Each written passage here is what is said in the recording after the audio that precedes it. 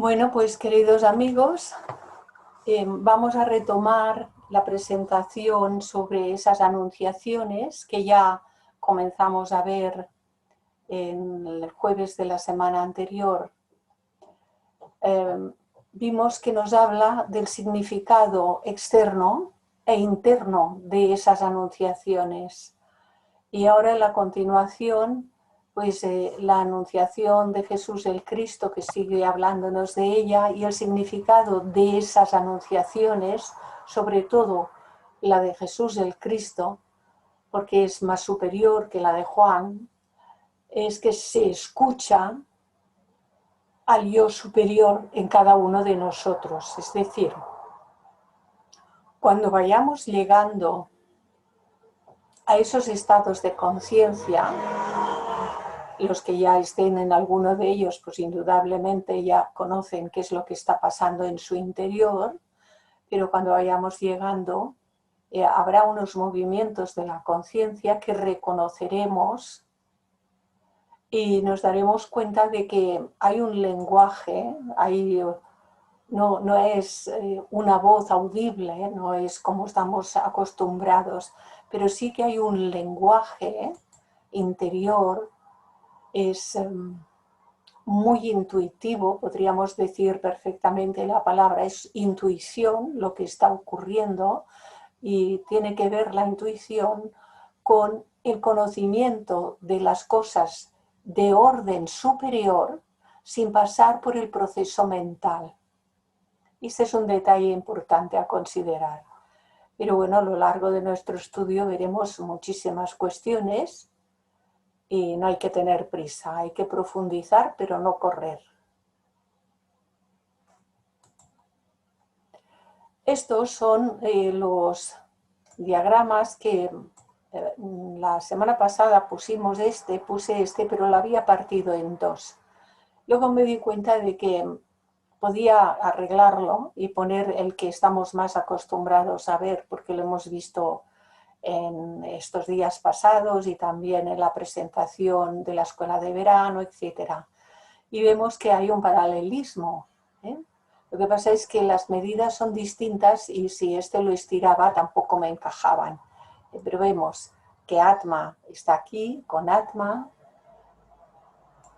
que Buddhi está aquí con Buddhi, que está la mente Manas aquí con la mente Manas aquí, la parte superior de Manas llamada abstracta y la parte inferior de Manas llamada concreta, que está Kama o el cuerpo astral aquí, y que finalmente está el cuerpo físico aquí. Entonces hay las correspondencias de diferentes diagramas que encontraréis en los libros. Pero la cuestión de los diagramas es que son como pequeños mapas y son ayudas para podernos situar. Y cuando nos está hablando de lo superior, cuando nos está hablando del aspecto intermedio, que conecta lo superior con lo inferior, que es Mana, siempre conecta la parte espiritual con la parte personal. Este siempre tiene que estar en su lugar y es ahí donde tenemos la enorme tarea de transformar nuestras capacidades mentales y sus contenidos. En el tratado de Geoffrey Hodgson ahora nos seguía diciendo: cada uno de los personajes de la Anunciación puede considerarse como la personificación de uno de los tres aspectos divinos en todo ser humano. Es la personificación de esos tres aspectos que lo son en lo cósmico, que lo son en estos grandes seres que pasaron por la historia de la humanidad, como Jesús, Buda y un largo etcétera, pero que también están en todos y cada uno de nosotros, todos, y por lo tanto se cumple una vez más lo que es arriba es abajo. Y sigue diciéndonos el ángel y sus palabras, las que le dice a Zacarías, la que le dicen a José, las que luego le dice el ángel a la propia María, El ángel y sus palabras representan el poder generador de la voluntad divina, no solo en esos personajes, sino en cada uno de nosotros. Están en cada uno de nosotros esos poderes. La Virgen María representa la capacidad de concebir y producir. Vimos, la Virgen María es la madre materia, la Virgen materia, y si no hubiese esa materia no habría formas de expresión. Por lo tanto, en sí misma tiene la capacidad de concebir y producir un universo, las galaxias, los sistemas planetarios, los reinos de la naturaleza, esa maravilla de la geometría que se expresa por todas partes. Entonces es importante que tengamos esto en consideración, que se vaya fijando en nuestras conciencias. Y el niño Jesús, como tal niño nacido, personifica la sabiduría divina cuando se convierte en el Cristo. Aquí Geoffrey Hodgson no lo ha especificado, pero como está relacionando continuamente Jesús, el Cristo, pues podemos tener esa idea perfectamente presente.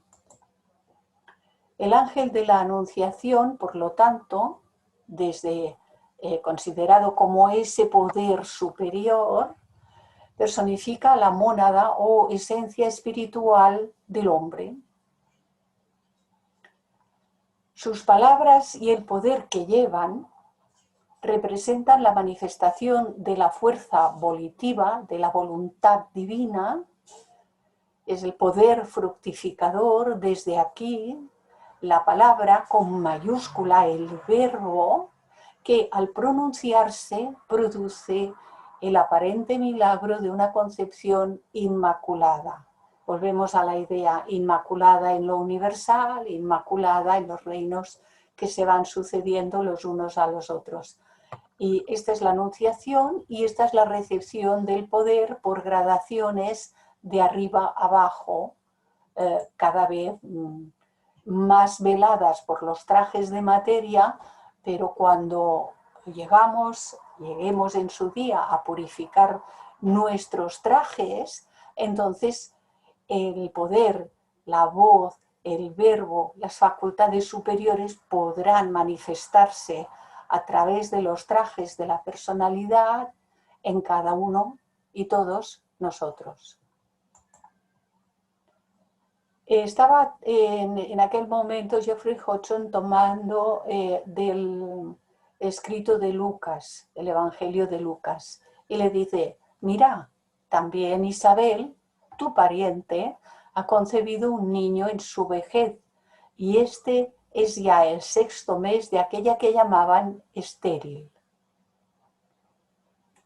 Dice Geoffrey Hodgson, aquí el ángel está refiriéndole a María la concepción de Juan el Bautista, sin indicación alguna de una concepción inmaculada, pues el chico fue concebido normalmente, aunque su madre Isabel se le decía que era vieja y se la suponía estéril.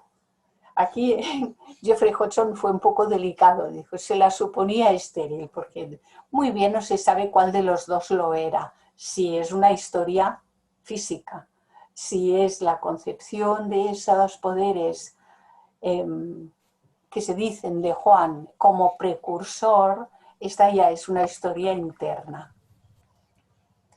Pero lo vamos viendo.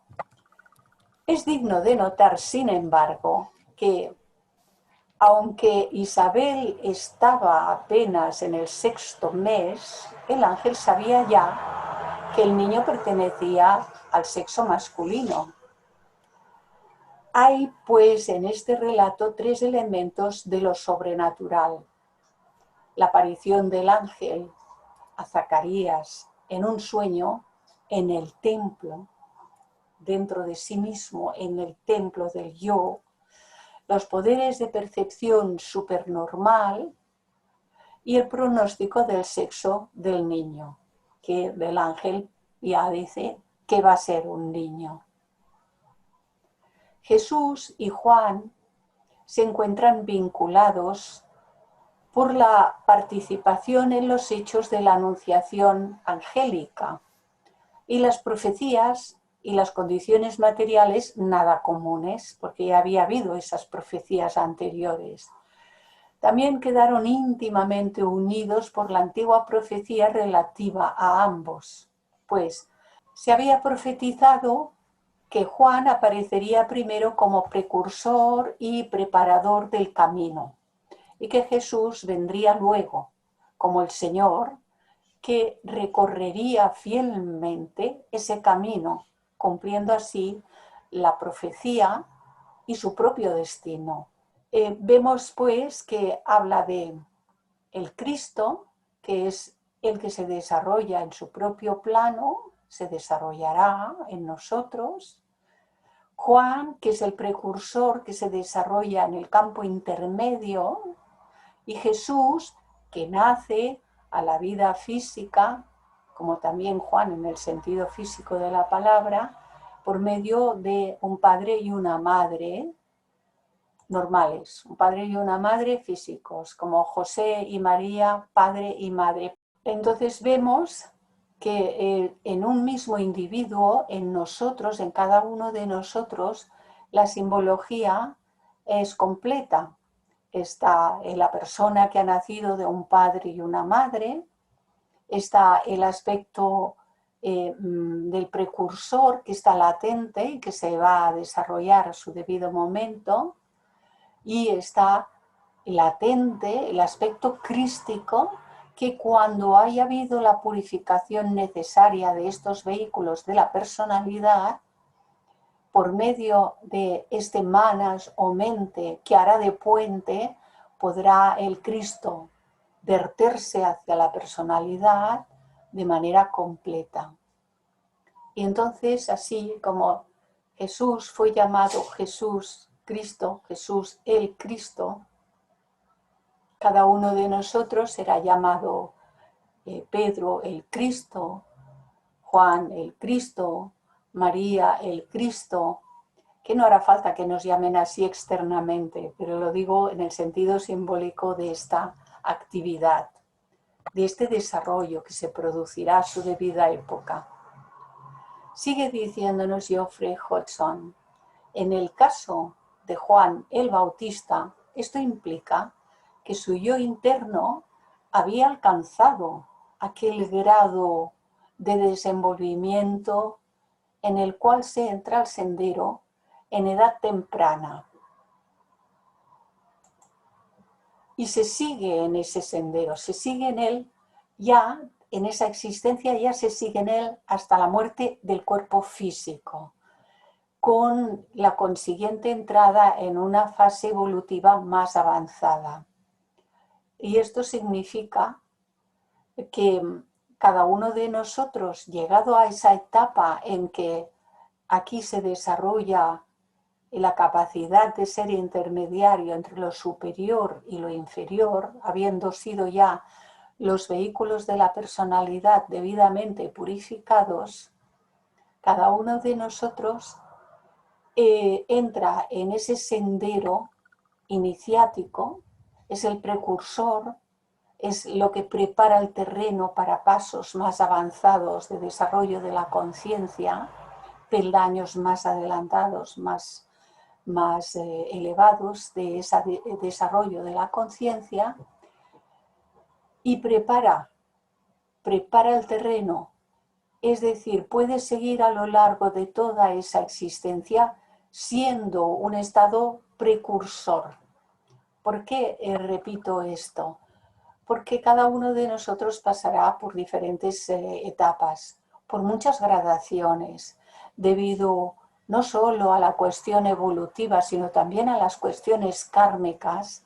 Puede que uno permanezca en ese estado de precursor, su conciencia, durante lo que queda de la existencia actual e incluso varias más. Esto no es raro, es muy posible. Uno no debe de tener prisa, no debe de cuestionarse ¿y por qué no progreso? ¿Y por qué no tengo más? ¿Y por qué no se pone en contacto conmigo el maestro? ¿Y por qué yo no puedo ir a escucharlo a los planos superiores? Porque no es aquí en el plano físico. No, en realidad no debemos poner nuestra mente concreta a todas esas divagaciones.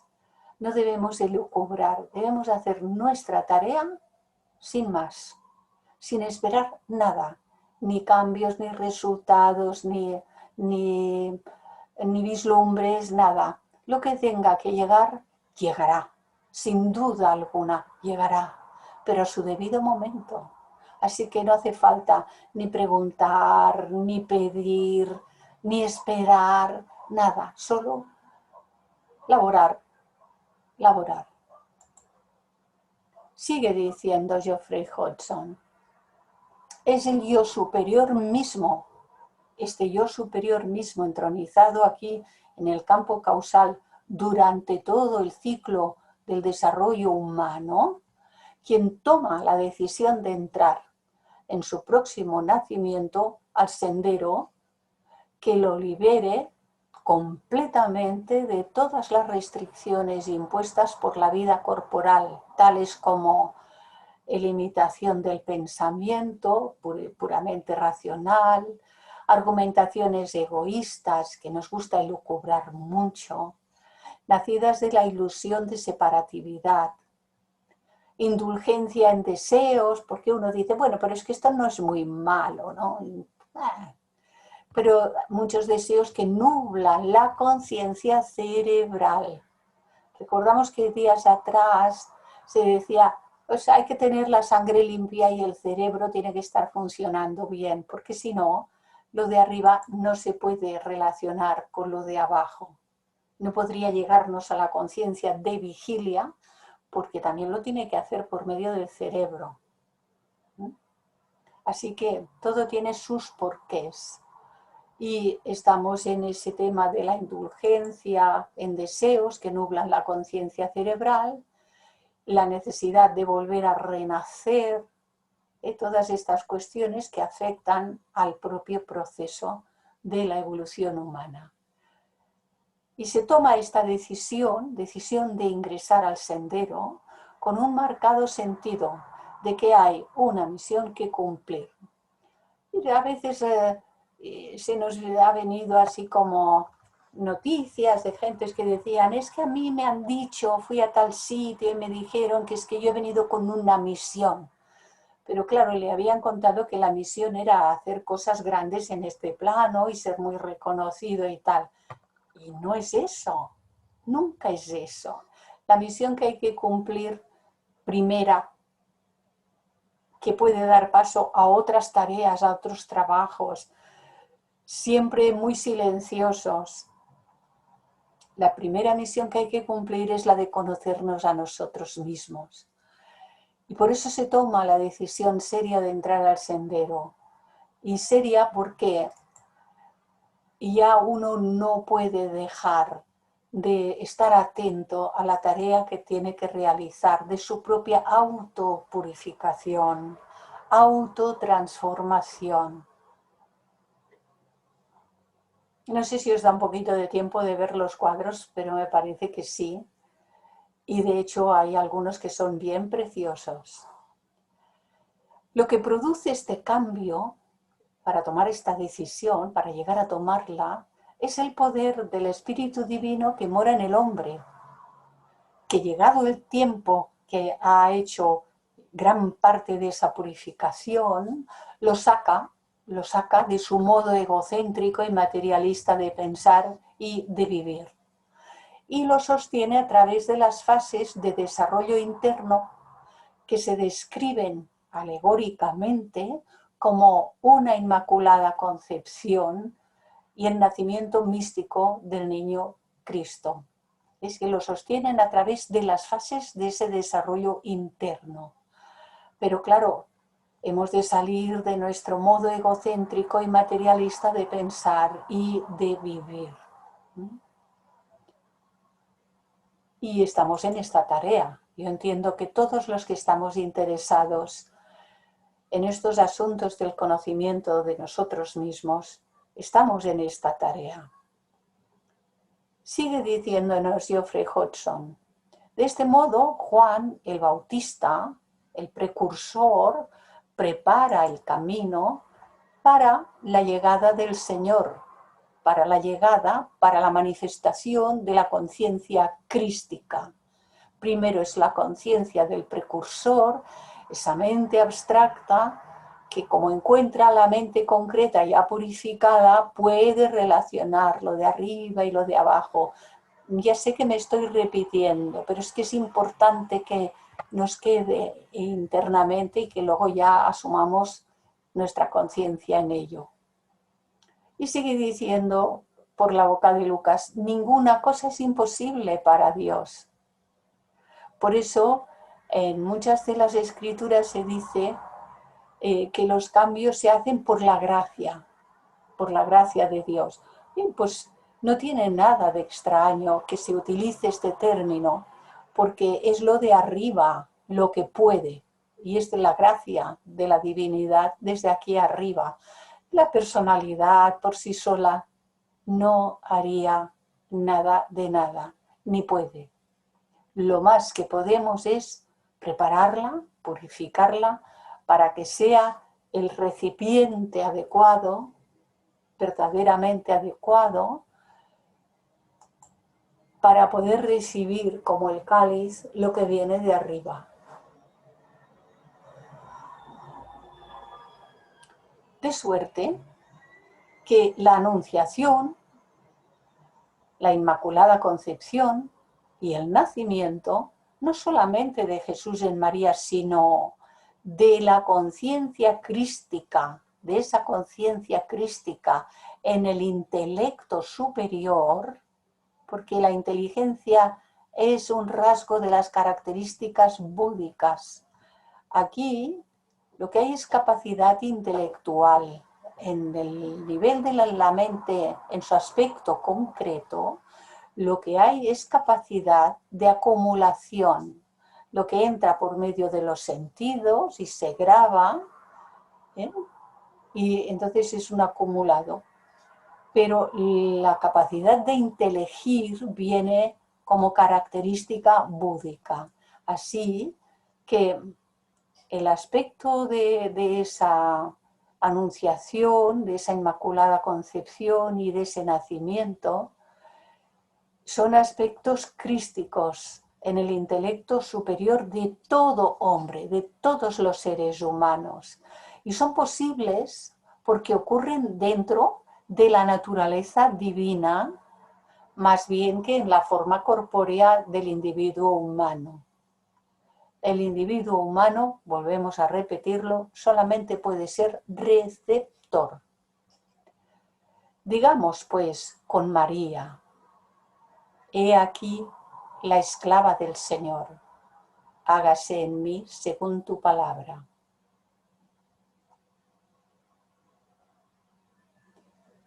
Esto, desde un aspecto, es como, bien, esta personalidad ha de ser receptiva a lo superior.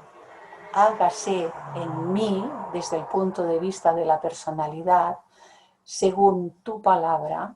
Aquí debería de estar con mayúscula tu palabra, que es la de arriba. Para una iluminación mística y para el nacimiento y desarrollo de la intuición, que es otro aspecto superior de las características búdicas, para el nacimiento y desarrollo de la intuición espiritual se requiere cierta cualidad responsiva, intuitiva de por sí, y cierta pasividad, silencio, de la mente. Los añadidos en doble paréntesis son pequeñas aclaraciones que de vez en cuando he añadido yo. Os lo digo porque esta palabra, por ejemplo, no está en el libro, pero todos entendemos que tiene que estar la mente silenciosa. Se refiere a esta clase de pasividad, silencio, en la mente discursiva, en esta mente parloteante que no calla casi nunca. Me cuentan muchas personas, dices, yo tengo una mente que no calla nunca, no puedo con ella.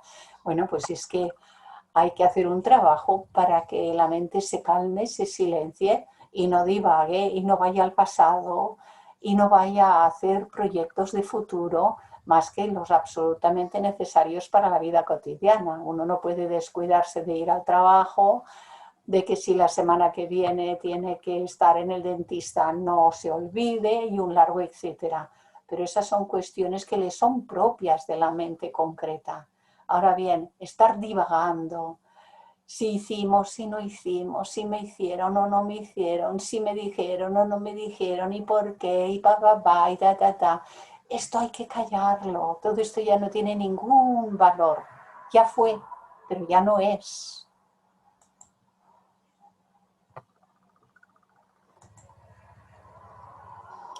Y al igual que en María se cumplen estos requisitos, María, como madre, materia, mar, también en nosotros pueden ocurrir estos tres acontecimientos profundamente interiores. Sigue por la boca de Lucas, en aquellos días se levantó María y se fue con prontitud a la región montañosa. A veces las palabras las tomamos solo en el sentido externo, pero se fue a la región montañosa, a una ciudad de Judá. Entró en casa de Zacarías y saludó a Isabel. Y esto es lo que dice el Evangelio. El término región montañosa puede simbolizar un elevado o espiritual estado de conciencia, pues el místico, en esos estadios el individuo es místico, además de ser científico, porque ahí se van juntando los dos aspectos. Después de haberse elevado por la Anunciación, ha recibido esa intuición, ese percibir intuitivamente que algo grande está ocurriendo. Después de haberse elevado por la Anunciación, se sume naturalmente en un estado meditativo y busca la compañía de personas similarmente elevadas. Nosotros ahora entiendo que no estamos en estos estadios tan elevados y sin embargo, por la preparación que nos hemos dispuesto a realizar en nosotros mismos, estamos buscando la compañía. ¿Por qué estamos aquí hoy? ¿Y por qué estamos otros días compartiendo estas enseñanzas de estos instructores que tanto bien y tanto beneficio nos están aportando? Otros se están entreteniendo con otras cosas, ¿verdad? Es lícito, ¿eh? Todo lo debemos de considerar dentro del lugar que corresponde evolutivamente hablando a cada ser. Y hemos de respetarlo absolutamente todo. Pero nos damos cuenta de que los seres humanos nos juntamos y compartimos por afinidades.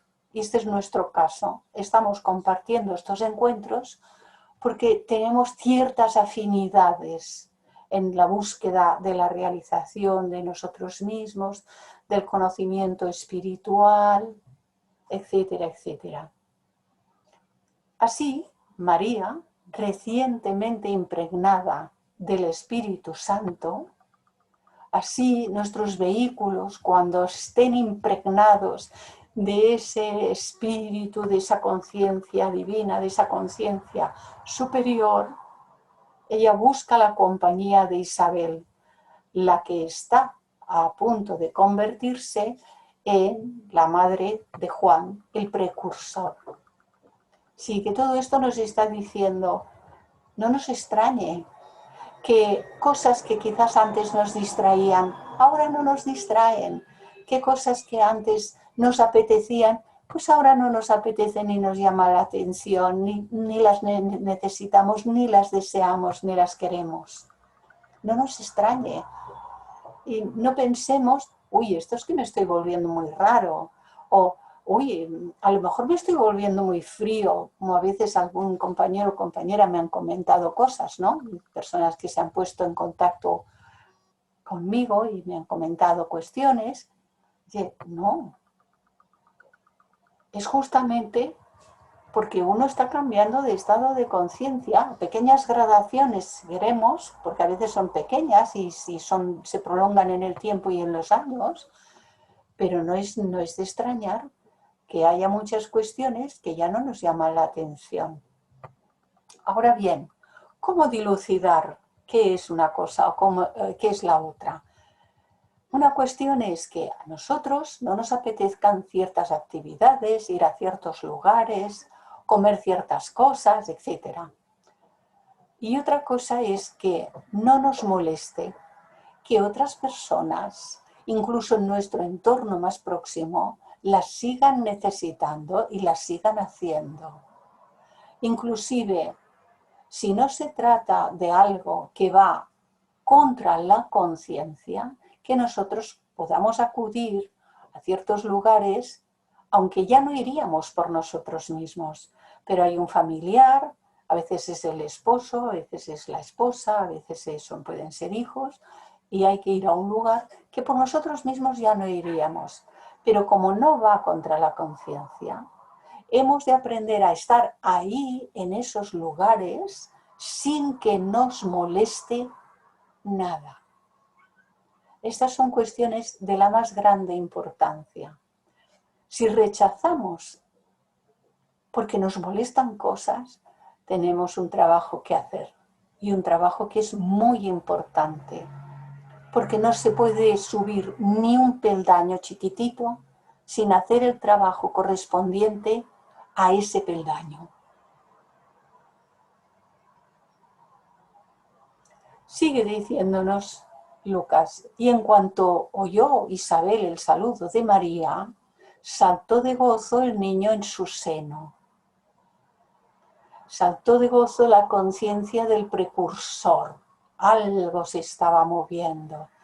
E Isabel quedó llena del Espíritu Santo por la relación de ese movimiento de la conciencia.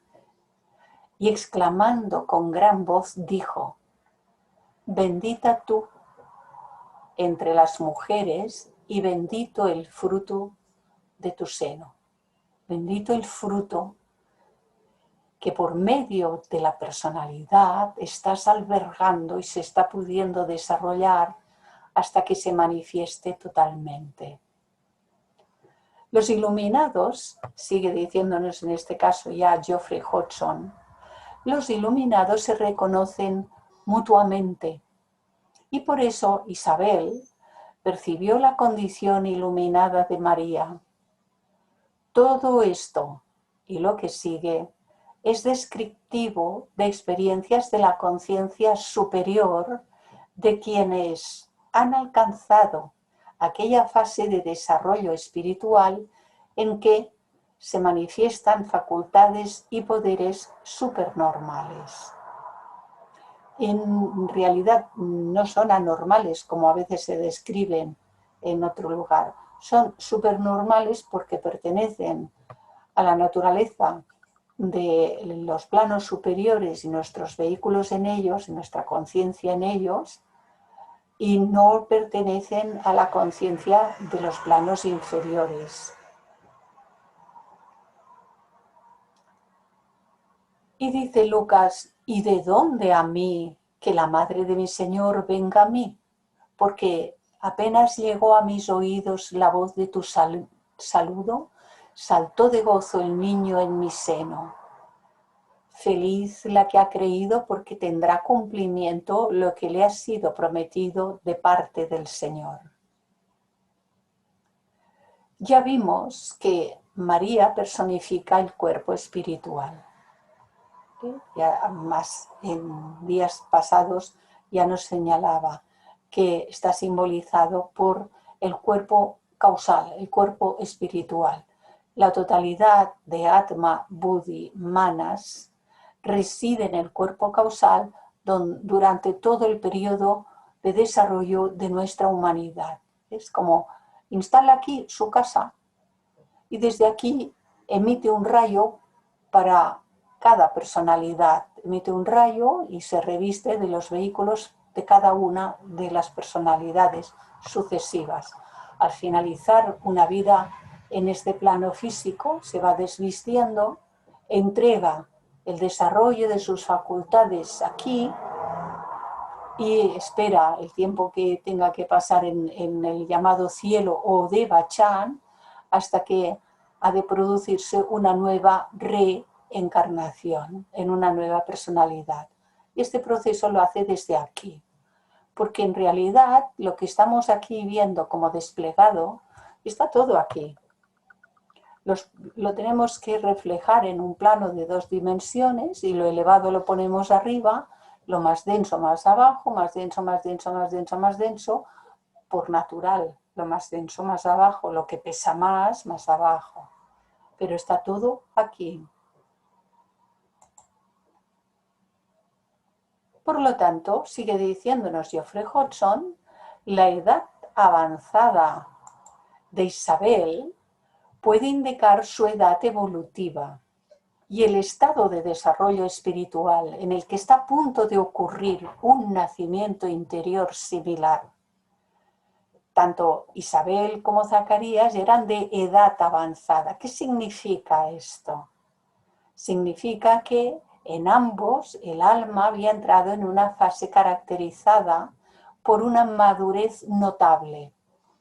Pues los padres físicos de alguien que va a desarrollar, de un ser que va a desarrollar esos estados superiores de conciencia, y no pueden ser así unos padres con poco desarrollo interior, con mucho mundo de materialismo, con muchos deseos de orden bajo y con todas estas cosas. No pueden serlo. Esos padres han de ser, y así lo determina la evolución del que ha de nacer, el karma del que ha de nacer y la propia necesidad, que sean seres con un cierto desarrollo interior. De tal manera que los que han de recibir a ese ego de un estado de desarrollo superior sean adecuados a lo que va a venir a este mundo. Todo esto está confirmado por el hecho de que las facultades demostradas por su hijo Juan, el precursor, que eran visión intuitiva, profunda comprensión de principios espirituales y poder de profecía, solamente se desarrollarán en cada ser después de que se haya alcanzado cierta edad evolutiva. Y ambos padres estaban más adelantados de lo normal que lo estamos los padres corrientes hoy en día.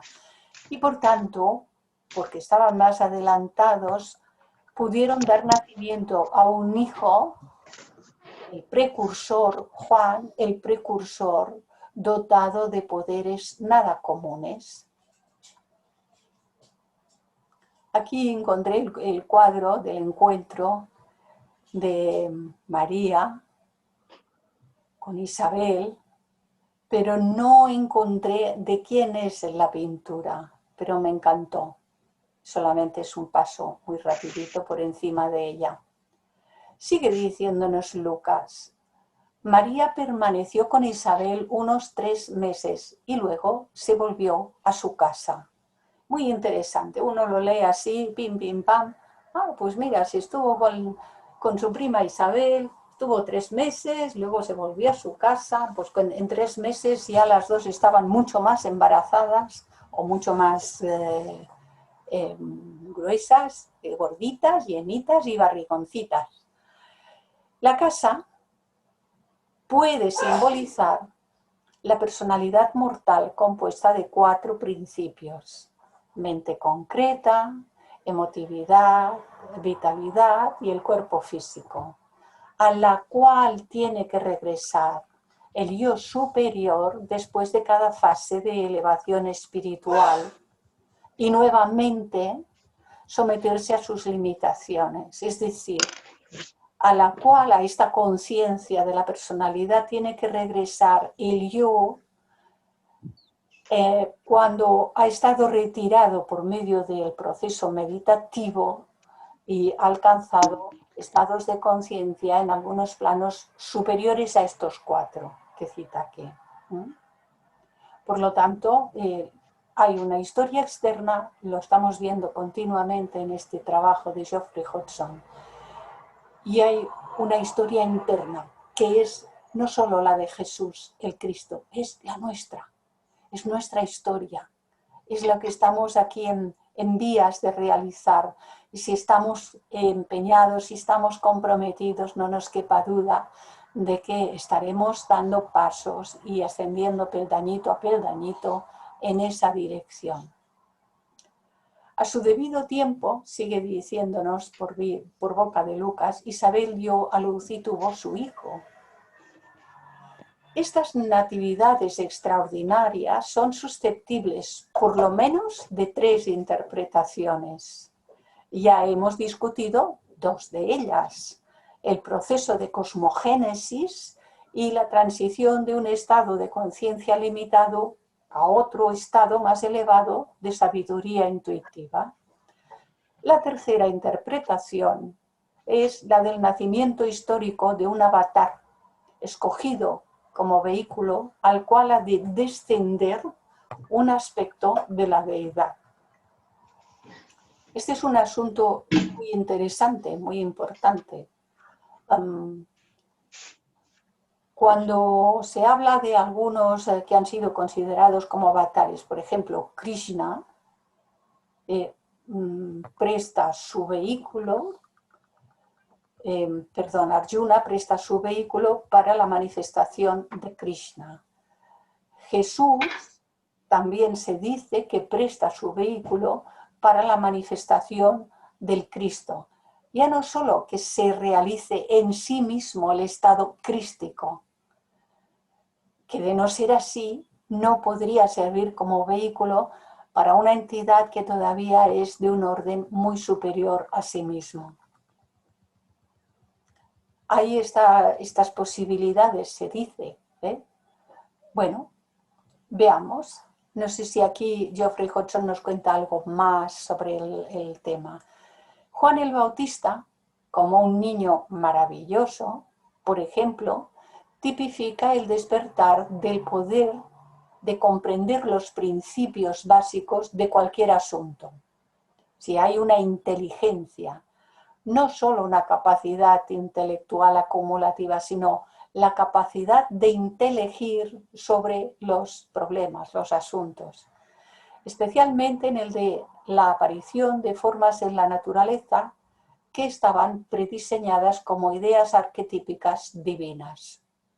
Es una capacidad interior que capacita los sentidos para mirar de diferente forma, escuchar de diferente manera, relacionarnos de diferente forma y manera con todos los reinos de la naturaleza.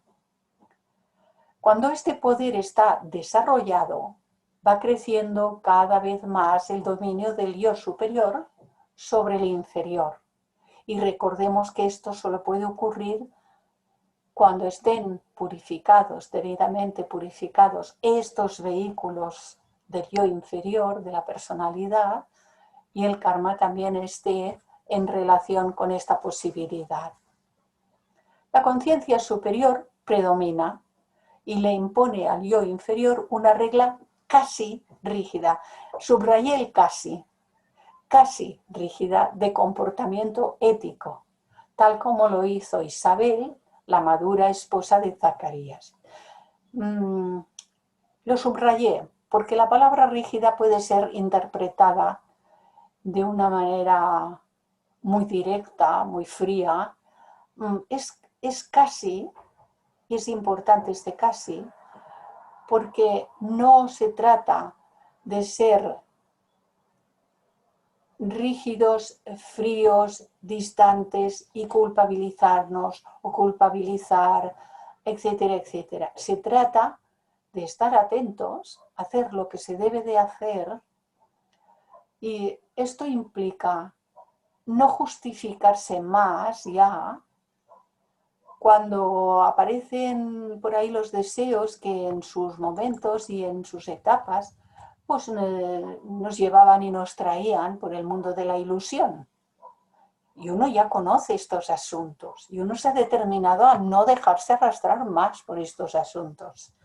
Y es en este sentido que dices una regla casi rígida, porque si seguimos justificándonos, el porcentaje de labor, de trabajo, de transformación que podríamos hacer se verá significativamente menguado, el que podríamos hacer. Sigue diciendo por boca de Lucas: oyeron sus vecinos y parientes que el Señor le había hecho gran misericordia y se congratulaban con ella, con Isabel. Al 8º día fueron a circuncidar al niño y querían ponerle el nombre de su padre, Zacarías. Pero su madre, puesto que Zacarías había quedado mudo, al salir del templo apareció mudo, como recordaréis, pero su madre, tomando la palabra, dijo: no, le ha de llamar Juan. Y le decían: no hay nadie en tu parentela que tenga ese nombre. Y preguntaban por señas a su padre, a Zacarías, cómo quería que se le llamase. Él, Zacarías, pidió una tablilla y escribió: Juan es su nombre. Y todos quedaron admirados. En este punto es importante recordar que en estas alegorías del desenvolvimiento espiritual, todos los personajes representan partes de la constitución de una persona. Todos los personajes representan partes de nuestra propia constitución, de todos y cada uno de nosotros. José representa la mente razonadora, pero no la mente razonadora en sus subestados más bajos, sino la mente concreta razonadora en sus subestados más elevados, rozando la mente abstracta, la mente razonadora del hombre que ya ha alcanzado cierta madurez. María personifica al yo interno en su vestidura de luz o cuerpo causal, consciente y activo al nivel de la inteligencia abstracta, de la inteligencia que ya se vierte y aparece completamente activa a nivel de la mente abstracta.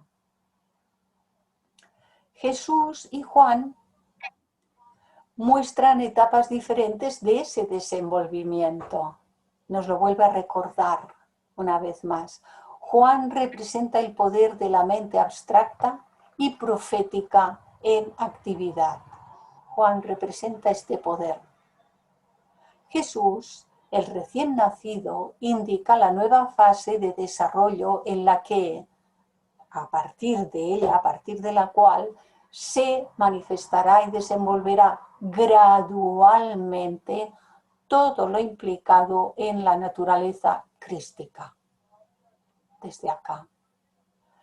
Jesús representa la compasión y la percepción intuitiva, la sabiduría encarnada. Jesús, el hijo de un padre y de una madre físicos,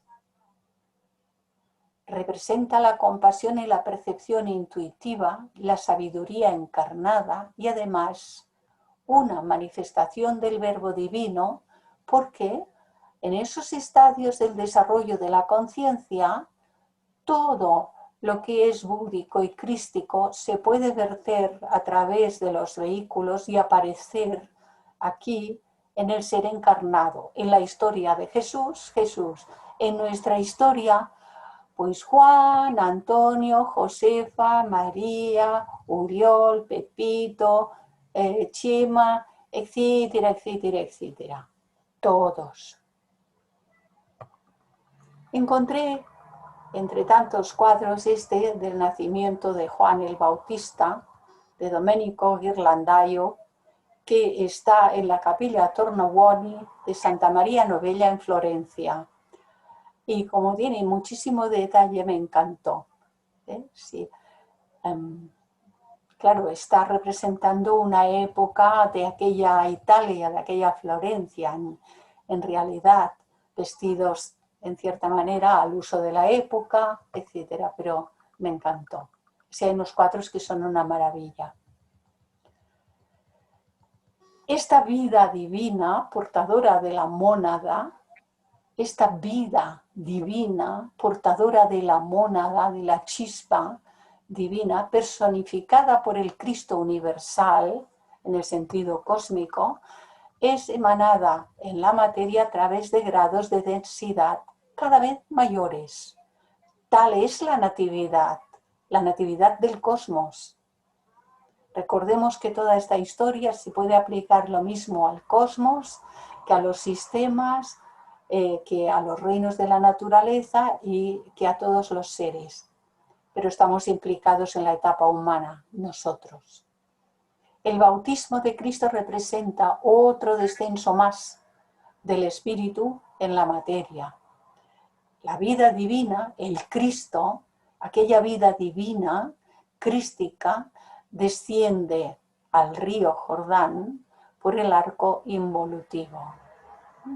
Se densifica, no porque pueda densificarse como tal espíritu, sino porque se reviste de los vehículos de materia, aparecen los vehículos, pueden ser conocidos los vehículos, el espíritu está allí habitando el templo, pero no lo vemos. El hecho de haber nacido Juan antes que Jesús está estrictamente de acuerdo con el proceso evolutivo natural. El estado del intelecto ampliado e iluminado de Juan, el precursor, precede, es anterior, primero precede al de la capacidad de percepción directa e intuitiva de Jesús. ¿Sí? Este estado de desarrollo va por gradaciones, son desarrollos búdicos, son desarrollos crísticos, pero el más inferior son los grados de comprensión de los que participamos todos los seres humanos, por gradaciones, no al 100%, ni siquiera todavía ahora al 100%, todos los humanos, hay gradaciones. El estado de inteligencia, de intelegir las cosas, ya es una gradación muy ampliada. Está el discernimiento, que relaciona a la intuición con la inteligencia. Es una gradación de luz, discernir lo real de lo irreal, lo eterno de lo transitorio, ese largo etcétera que hemos leído en los libros. Y la siguiente capacidad, que es percepción directa e intuitiva de Jesús, porque ya el precursor ha preparado el terreno, porque en nosotros, a su debido momento, ese estado de conciencia desarrollado como precursor del siguiente estado ya se habrá desarrollado. Esta capacidad está siempre latente, esta capacidad, todas estas capacidades están latentes en el yo inmortal, pero solo se expresa al llegar la hora evolutiva requerida. Y una vez que se despierta, la verdad se conoce desde dentro, y ya no más desde fuera, desde dentro, ya no desde los libros, ya no desde las autoridades de la clase que sean, ya no porque nos lo diga una persona en la que tenemos confianza, personas en las que se puede confiar, pero aún así eso vendría desde fuera de nosotros. Ahora nos está hablando de que una vez que estas capacidades se despiertan, fluyen desde aquí, vienen desde lo interno hasta inundar todos los vehículos de la personalidad en ese propio estado, y entonces se conoce desde dentro y ya no más desde fuera. Esta diferencia entre los dos muchachos la seguimos viendo más adelante cuando el bautismo en el Jordán, Juan es todavía un hombre, aunque ricamente dotado de penetración profética, mientras que Jesús es ya una representación de la deidad suprema, cuando Jesús el bautismo, desciende el Espíritu Santo y tal, entonces allí hay un salto de la conciencia en Jesús. Por eso dice, Jesús es ya una representación de la deidad suprema.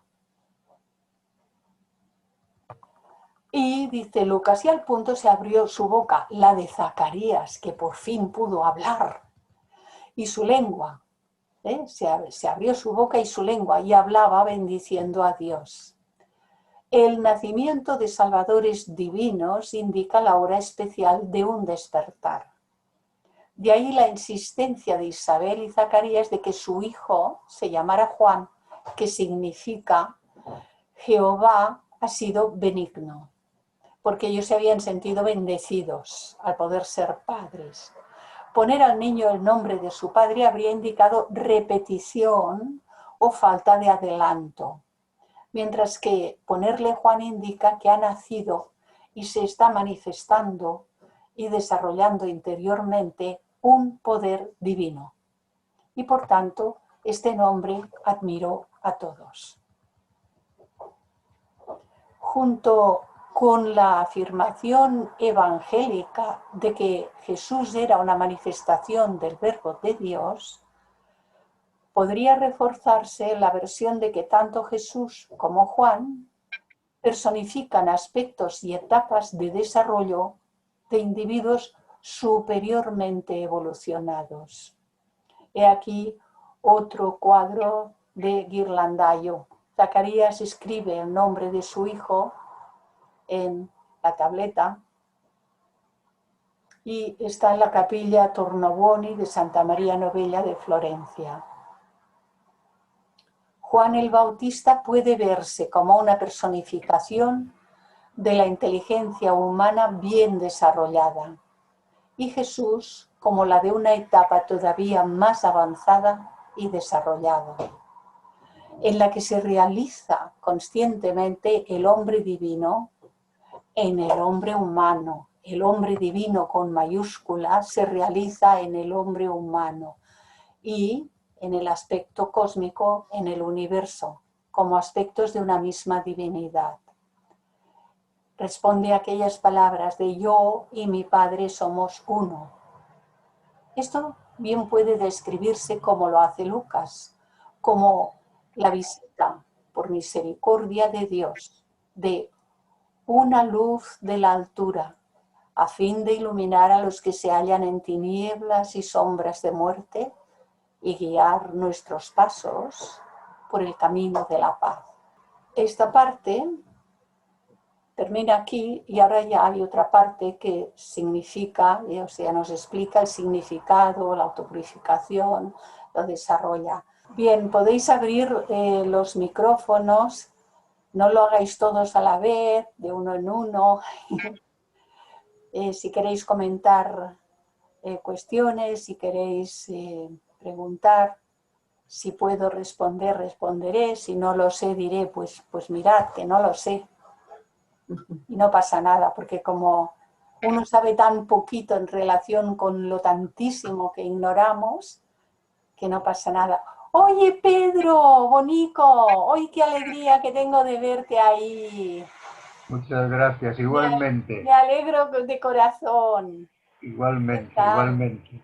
Por fin he encontrado un hueco. Muy bien, pues me alegro muchísimo, muchísimo. Gracias, yo estoy encantado de volver a estar con todos. Lo sé, lo sé, lo sé. Muy bien, me alegro. Cuando se facilitan las cuestiones, pues todo es bueno. ¿Alguien quiere comentar alguna cosita? Clarisa, darle las gracias por esta preciosa exposición, el material muy bueno y bueno, me encantó. ¿Quién habla? Por favor, ¿quién habla? María de Mendoza, Argentina.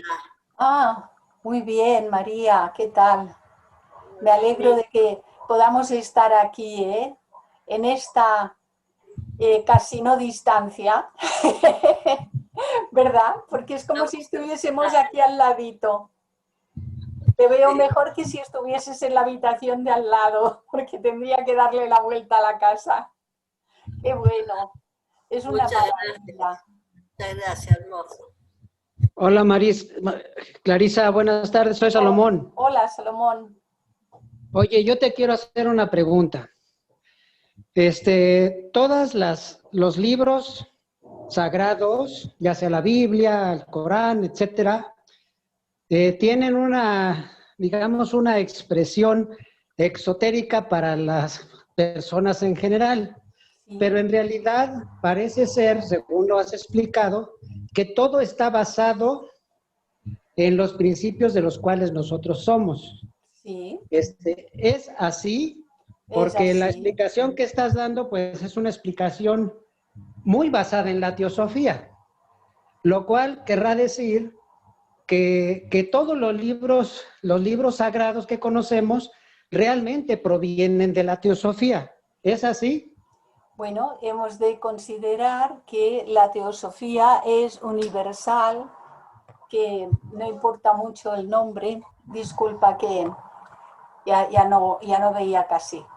De hecho, tenemos que tener en cuenta que la teosofía como tal es universal y es tan antigua como la propia manifestación como tal. Es la sabiduría, ya se nos dice, ¿no?, qué significado tiene, es la sabiduría no de un Dios, sino de la deidad, la sabiduría universal, la sabiduría divina.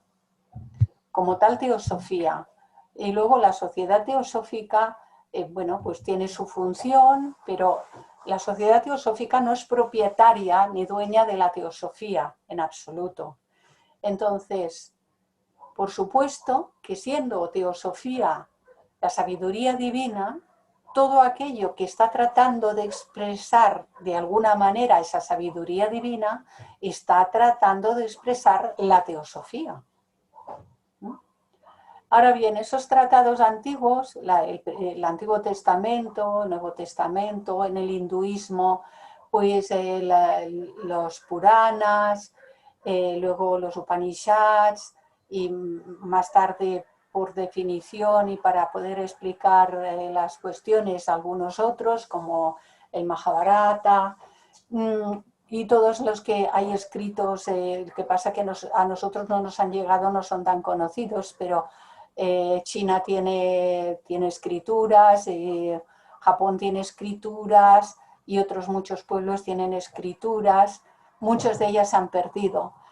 Y todas han tratado de explicar que las leyes universales, la aparición de los mundos, la cosmogonía, la aparición de los reinos de la naturaleza y la aparición de los seres inteligentes, el ser humano en nuestra Tierra, y los procesos que por larguísimas edades se han desarrollado para que esto fuese posible, porque son edades sin fin.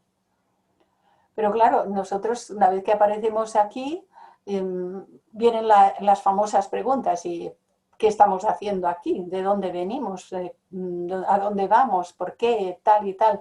Y surgen esas innumerables preguntas. Y estas enseñanzas lo que tratan es de dar respuesta. ¿Y por qué lo escriben tan raro y tan complicado? Y nos puede parecer sorprendente, ¿no?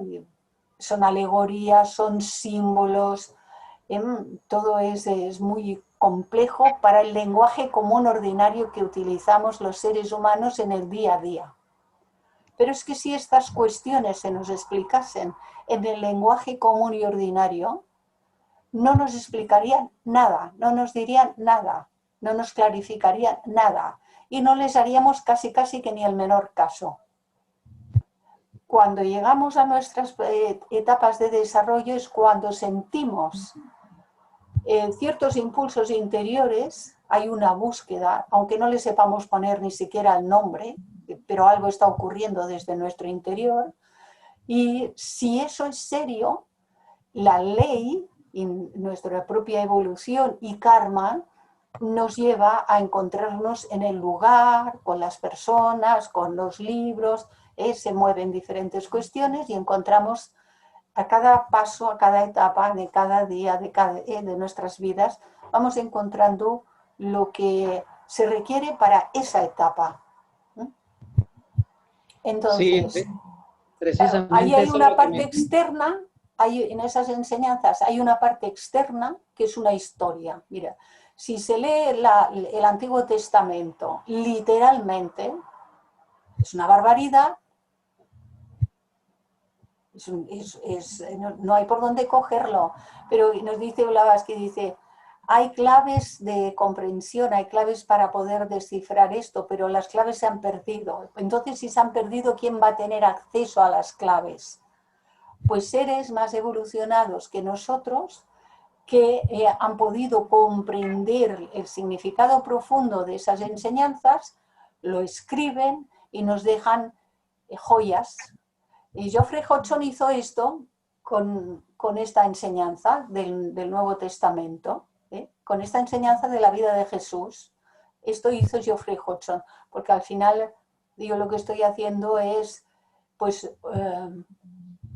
una intermediación, he hecho un trabajo, evidentemente está ahí en el PowerPoint y no cabe duda de que he hecho un trabajo y de que al hacerlo yo iba descubriendo, porque era una lectura reflexivo-meditativa, que a mí me ha servido muchísimo. Pero el trabajo de Geoffrey Hodgson es de él, no lo he hecho yo. O sea, aquí hay que poner todas las cosas en el lugar que corresponde. Y siempre que leamos estos tratados, de la clase que sean, hemos de ir despacio, hacer lecturas reflexivo-meditativas para poder penetrar cuanto más mejor del significado interno, que es el que nos repercute a nosotros. Salomón. Muchas gracias, Clarisa. Pues realmente me has ayudado mucho y más que nada animado a seguir adelante. Gracias. Muy bien, yo me alegro. Sigamos adelante, que como dicen los maestros, faltan muchas manos. Preparémonos. Clarisa, buenas tardes. Clarisa, ¿puedo decir algo? Teresa, ¿quién más ha dicho? Muy cortita, ¿vale? Sí. Muy cortito, 3 cositas muy cortas. Bueno, enhorabuena porque lo has hecho muy sencillo y muy loable y lo podemos entender. Es verdad que lo que has estado diciendo de las religiones, yo pienso que todas las religiones tienen una cosa en común, todas, que es la espiritualidad. Después el hombre se encarga de hacer cosas de una manera o de otra, pero esa es la verdadera. Y después otra cosa que has comentado, que tenemos que entender que nosotros de por sí no hacemos nada. Nuestra personalidad no hace nada. Lo poco, lo mucho que cada uno haga para el bien de los demás, lo hacemos a través de espíritu, sí, alma, como queramos llamarlo, son palabras, pero nosotros no hacemos nada. Y la otra, me ha gustado, no sé cómo, ahora mismo no me acuerdo cómo lo has expuesto, que es cuando se hace una cosa para esperar algo o para hablar con algún maestro o tener visión. No, para nada, porque la persona que haga y hable con un maestro o haya tenido una visión con un maestro, jamás lo va a decir. Gracias. Gracias, Teresa. ¿Quién hablaba, María? ¿Era? ¿O quién? Patricia. Patricia. ¿Cómo estás? Buenas tardes. Buenas tardes. Mira, mi pregunta es la siguiente.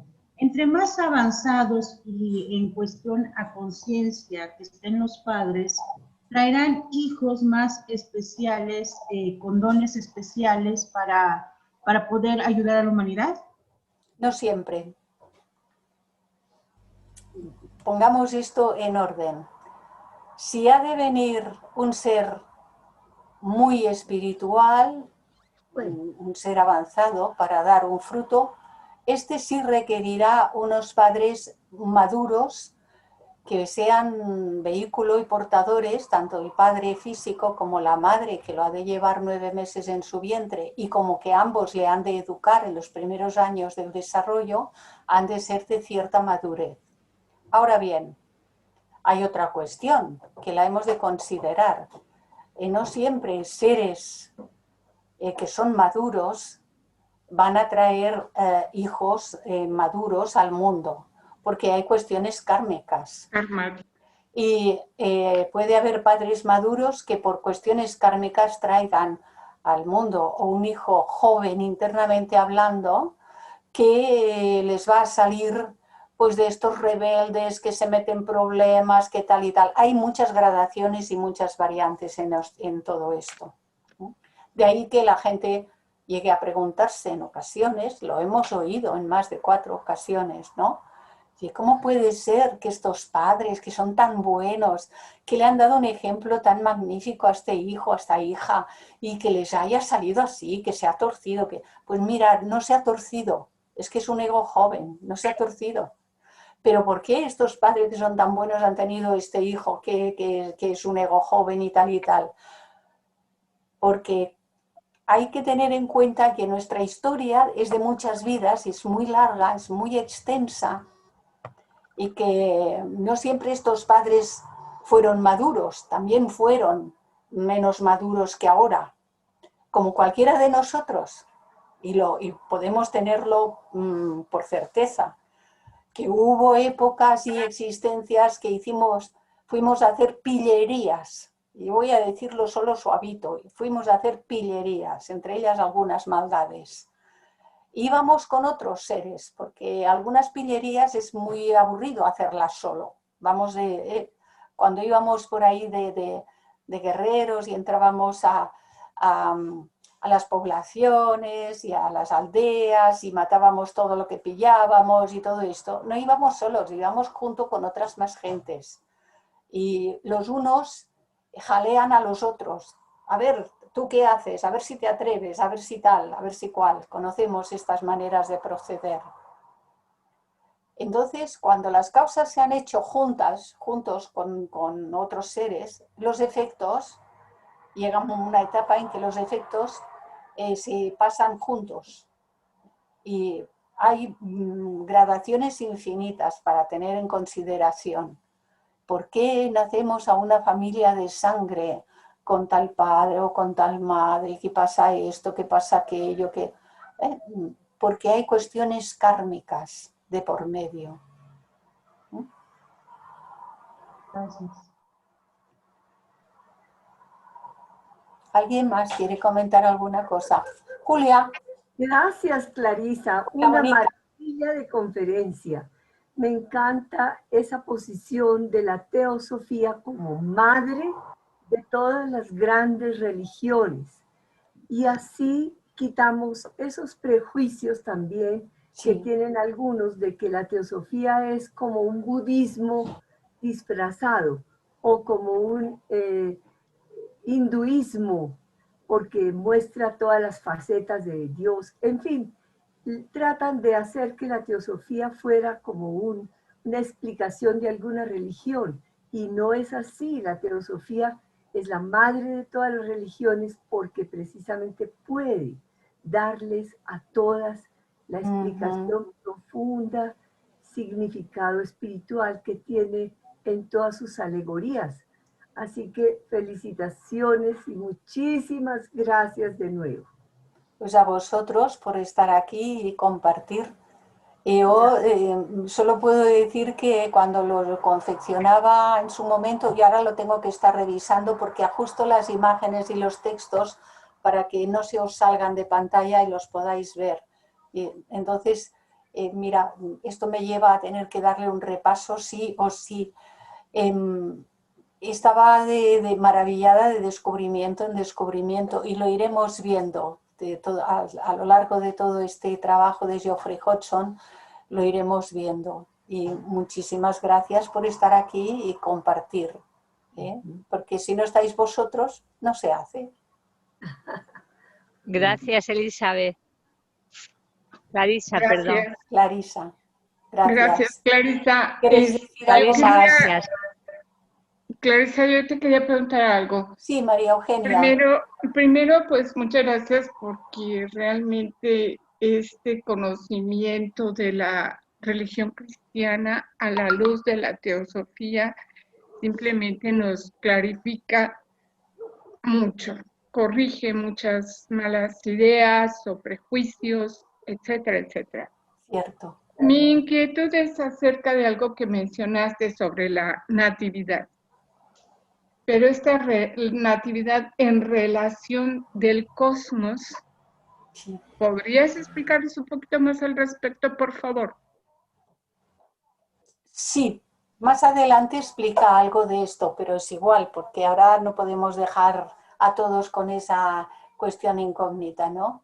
A ver, espíritu y materia, antes de cualquier manifestación de un universo, cuando está todo en pralaya y no hay nada manifestado, son esos descansos, esos periodos de descanso, espíritu y materia son uno y no están separados. Está todo el espacio universal, es el plenum, no hay formas, y es todo igual porque es uniforme, es el espacio pleno pero indiferenciado, no hay nada que sea distinto una cosa de otra, y ahí está espíritu y materia. Cuando empieza a haber el movimiento, espíritu y materia se mueven a la par, espíritu fecunda esa materia, es una manera de decirlo con nuestras palabras, porque claro, allí arriba no hay palabras, en esos planos superiores lo que hay es, ¿qué es? La vibración, el verbo, el movimiento, es bum, bum, bum, que esto que hago yo tampoco es, será algo, pero es una manera de tratar de explicar algo que es inexplicable, ¿no? Empieza a moverse. Y gracias a esa interactuación, lo que era uno, están los dos, ya es espíritu y materia, interactúan y se convierte en tres, porque esto posibilita el que se produzca el amanecer del universo que va a aparecer de plano en plano, de subplano en subplano, hasta que aparece en el plano físico. Y ese es el nacimiento. ¿De qué? De un universo. ¿Por medio de qué? De espíritu y materia. Padre, madre. En una de las primeras estancias del primer tomo de la doctrina secreta, Cosmogénesis, dice, el eterno Padre Madre, el eterno Padre guión Madre, había dormitado una vez más sobre la faz del abismo. Lo explica como uno, el eterno Padre Madre, porque es una sola cosa, el espacio está lleno, es el plenum.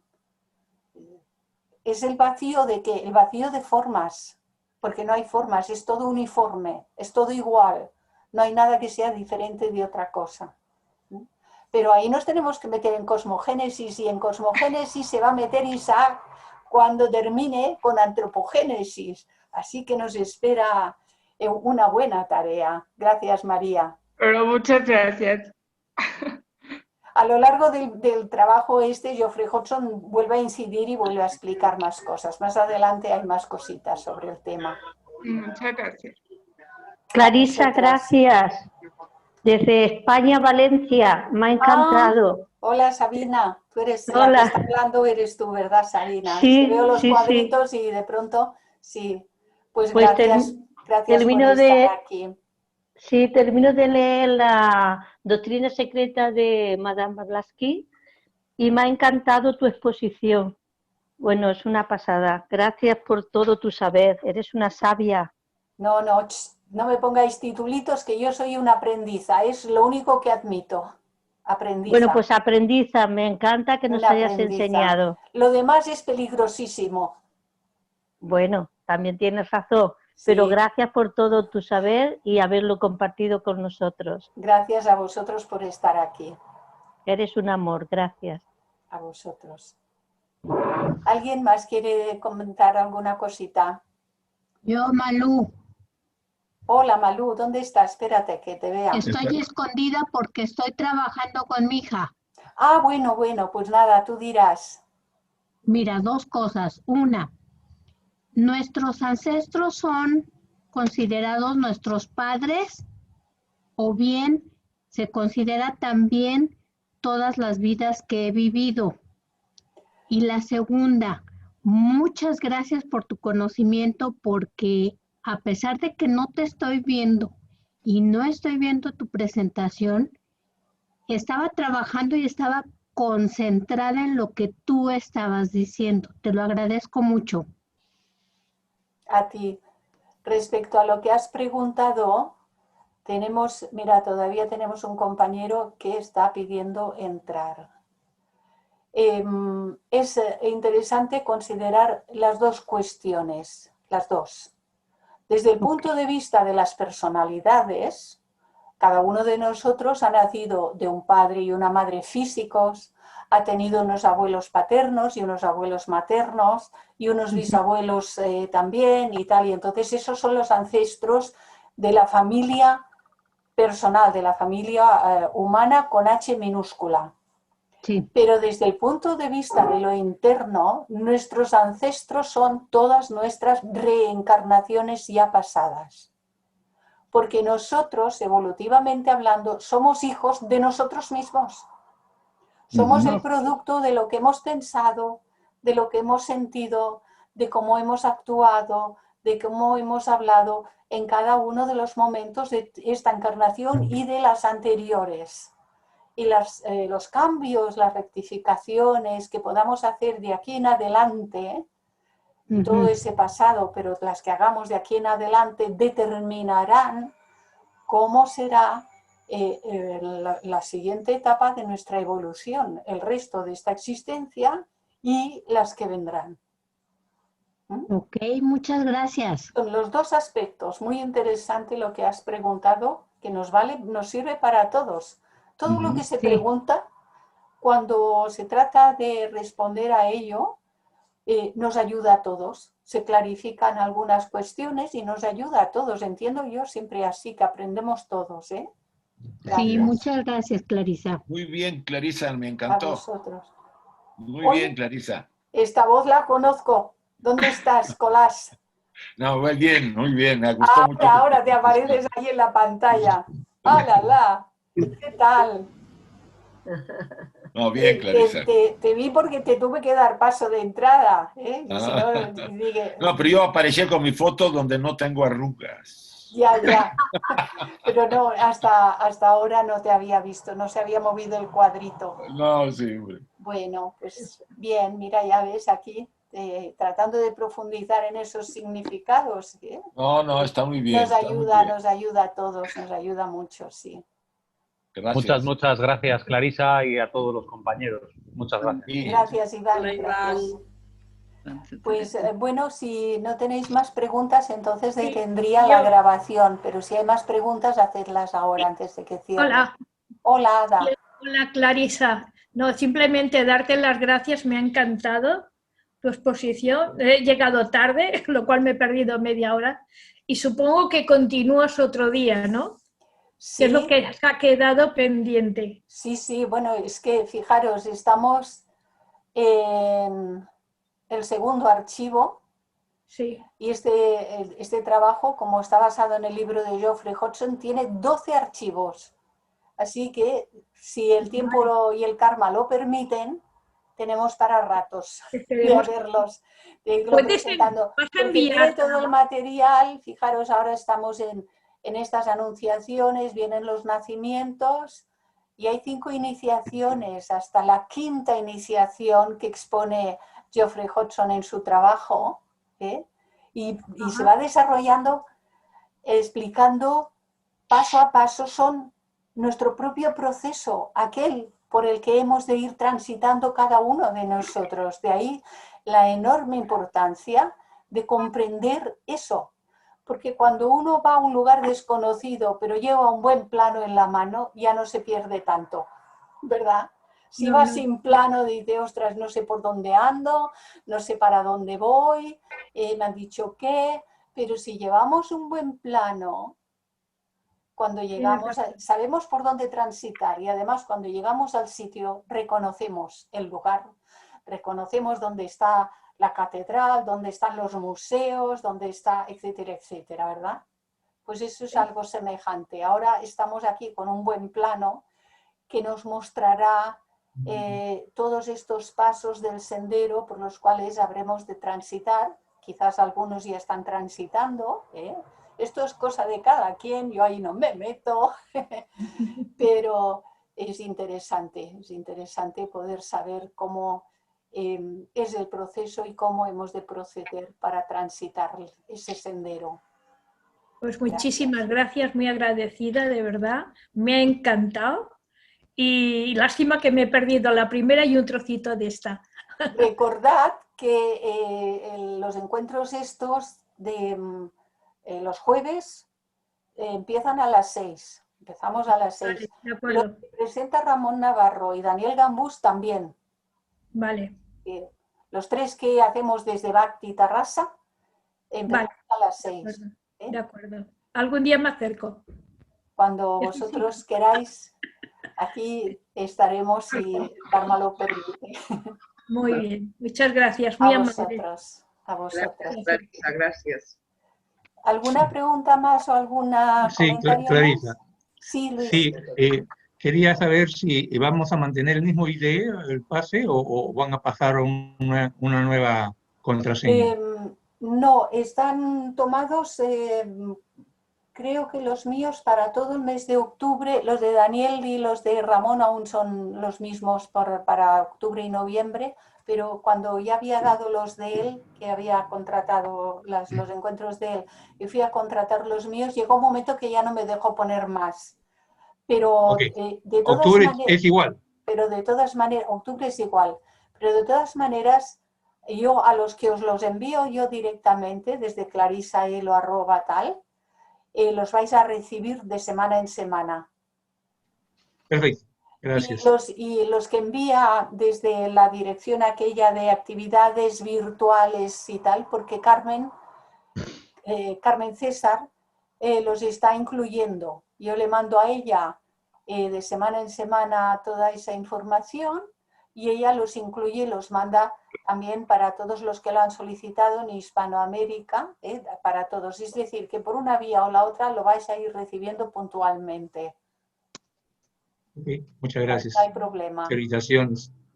A vosotros, gracias. Me gustaría hacerte una pregunta, Clarisa, si puede ser. ¿Sí? ¿Me escuchas? Sí, mi pregunta es, se dicen, bueno, he leído que a partir de los 70 años prácticamente ya no tenemos la misma claridad ni la misma asimilación y que a veces todos estos temarios que son tan importantes, vale la pena a veces no hacerlos. ¿Tú qué opinas, Clarisa? Pues que yo tengo 73. Yo 76. ¿Qué te voy a decir? Con esto todo. No, ahora hablando en serio, es verdad que tengo 73, pero además no depende de esos años, depende de la situación de cada uno a nivel físico. Sangre limpia, cerebro claro, tranquilo, bien.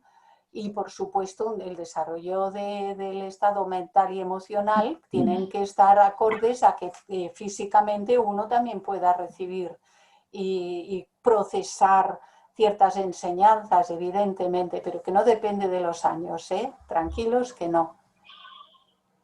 No os cerréis a nada, mientras que tengáis ese impulso interior de querer aprender y de querer profundizar, hacerlo, porque es el alma la que está empujando desde lo interno. Conchi, habías... Sí, Clarisa, darte las gracias. Me ha emocionado, no me pensaba que en los evangelios se podía interpretar desde esta perspectiva. Y ha sido fascinante, una maravilla. Es una maravilla. Precioso, te lo agradezco desde el corazón, desde el alma. Y una cosita, ¿este sábado reanudamos la carta a los Mahatmas? No, todavía Ángels no ha podido hacer hueco en su propio calendario y agenda por una multitud de facetas en su trabajo y me avisará. Ya no he dicho nada porque en septiembre no se podía, ahora en octubre tampoco se puede y me dijo, tengo que mirar a ver cómo lo podemos organizar porque ella quiere, ¿no? Quiere que podamos continuar. No, es que como me pareció en el último encuentro, que era 1 de octubre, sí. Pues yo pensé, voy a preguntar, pero nada más, ¿eh? Sí, Cuando sí, no, pueda no ha ella... podido ella ajustar su No, propia agenda, ¿eh? claro, No, me pero cabe también en este caso seréis avisados sin ninguna Sí, duda. eso no me cabe duda. Sin Y ninguna darte duda. un abrazo virtual. A todos. Así. A ver A cuándo todos. podemos darlo de manera presencial. Claro, claro que sí. Clarisa, ¿Sí? Clarisa, mira, es que quería comentarte que me ha dicho Tino que le encantaría tener estas exposiciones tuyas, porque hemos estado esta tarde que he ido a fregar la parroquia hablando. Sí. Así que si quieres, me lo manda y se lo mando. Pregúntale si se las puedo mandar por vía WeTransfer. WeTransfer.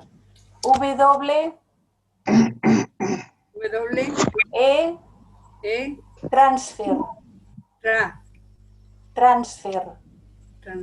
Es toda una palabra, ¿eh? Vale. Él ya Lo sabrá comento. de qué va. Si se las puedo mandar por esa vía, pues se las mandaré, las que ya están hechas. Sí. Vale.